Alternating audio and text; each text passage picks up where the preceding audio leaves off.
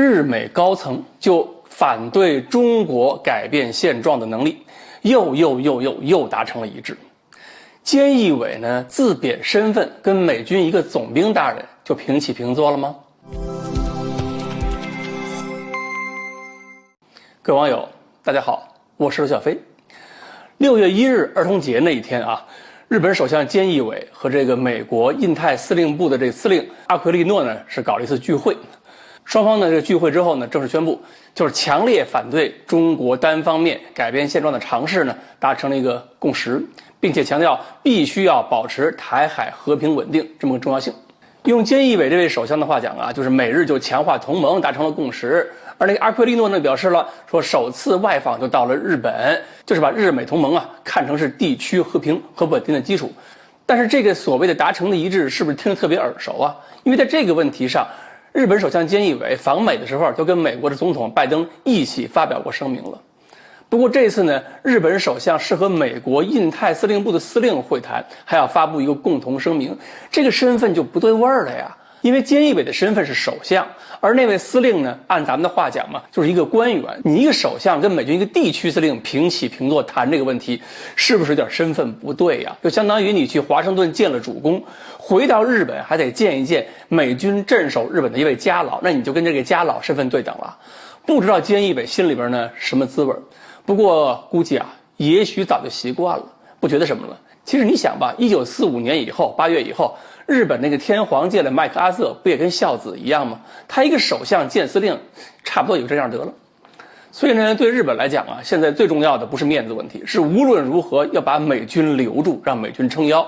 钓鱼岛问题上，日本才敢和美国对峙。对美国来说呢，现在就是要完成一个全球布局无论是民意方面的、舆论方面的、经贸方面的，都要形成一个战略包围圈嘛，要包围中国。包围形成以后，才能用各种手法对中国施压，逼中国就范。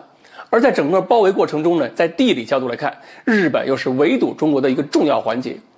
也有可能呢是未来引起冲突的导火索，到时候可能会需要日本先出来挑个事儿，跟中国发生某些冲突，然后呢美国拉一群小兄弟貌似公正，然后呢再出来打个偏架，拉个黑拳。所以呢这两个的目的放在一起一拍即合呀，一个是要拉美军说一下钓鱼岛的问题，一个是要拉日本呢撑一下这个台湾问题。至于说美国和日本为什么最近那么着急那么激进呢？是因为有时间因素在那儿管着呢。你要围堵这个中国的话，重要一个前提就是周边其他国家必须共同参与。如果是大部分国家参与，这个围堵才有可能形成。而现在对美国、日本最有利的条件是什么？就是以前我们说过，中国现在是在安全临界点和绝对安全临界点之间。咱们这么一个阶段呢，就是周边国家会觉得中国很强大，但是呢，中国的这个什么心态我们不了解，对中国很容易心生怀疑。这个阶段呢，也是历史必然，所有国家到这么一个阶段都会引起周围邻居的怀疑的，所以呢不用担心。而美国呢，如果不能够利用这个阶段，那么这个优势会过期作废的。等中国发展冲过了绝对安全临界点，那周边国家就不再是怀疑中国了，就要开始抱中国大腿了。到那时候你再想拉别人去围堵中国，没人愿意了。只不过呢，就这么一个阶段还能剩多久啊？恐怕已经没有时间。我们现在盘点一下吧。美国计划中能够参与围堵的国家都有哪些？好像只有日本、澳大利亚算是美国的铁票，英国、法国、德国都是象征性的说说而已。所以说东南亚国家好像更不愿意跟着美国走。你像越南原来跟中国的关系好像不是特别友好，最近放出的风声又怎么样？要坚决跟着中国搞社会主义建设了吧？